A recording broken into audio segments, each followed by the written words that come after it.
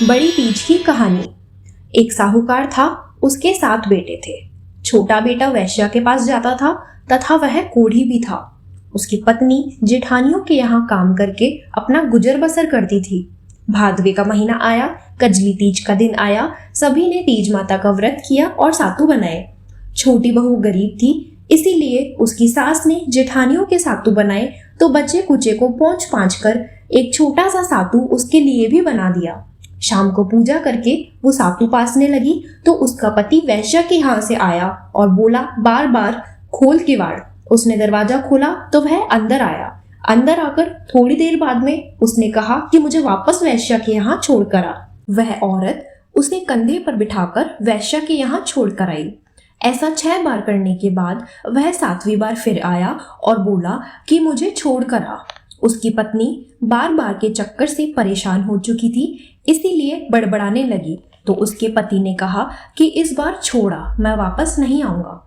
7वीं बार वो छोड़ने गई तो बहुत तेज बरसात आ रही थी। छोड़कर वापस आने लगी तो रास्ते में एक नदी पड़ती थी जो बरसात के पानी से भर गई थी। नदी में से आवाज आई, आवतरी जावतरी दोना खोल पी, पिया तुम्हारा होए। उसने आवाज सुनकर नदी की तरफ देखा तो नदी में तैरता हुआ एक दोना आया। उसने दोना उठाकर 7 बार खोलकर पी लिया और दोने के 2 टुकड़े करके दोनों दिशा में फेंक दिया। फिर घर आकर सातु पीसने लगी।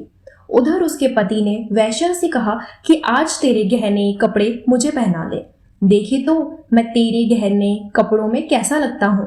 वैश्या ने सोचा कि यह गहने लेकर कहाँ जाएगा और उसने सारे गहने कपड़े साहूकार के छोटे बेटे को पहना दिए। गहने पहनकर उसने वैश्या से कहा कि मैं अपनी पत्नी को दिखाकर आता हूँ और घर को चल पड़ा।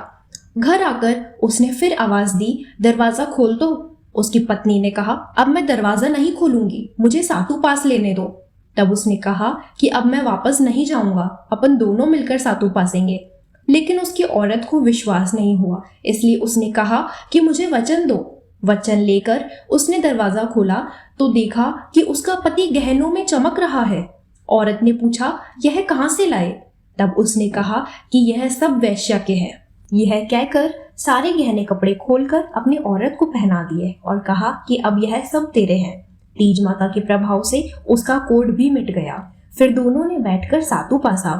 सुबह जब वह जेठानियों के यहाँ काम करने नहीं गई तो बच्चे बुलाने आए, काकी चलो, सारा काम पड़ा है। उसने कहा कि बहुत दिन मैंने आपके यहाँ काम किया है, अब मुझ पर तीज माता प्रसन्न हुई है, इसलिए मैं काम करने नहीं आऊंगी। बच्चों ने जाकर माँ को बताया कि काकी आज से काम करने नहीं आएंगी। काकी तो नए कपड़े व गहने पहन कर बैठी है और काका जी भी घर पर है। सभी जने बहुत खुश थे। हे तीज माता, जैसे उस पर प्रसन्न हुई वैसे सब पर प्रसन्न होना, सबके दुख दूर करना। जय तीज माता की।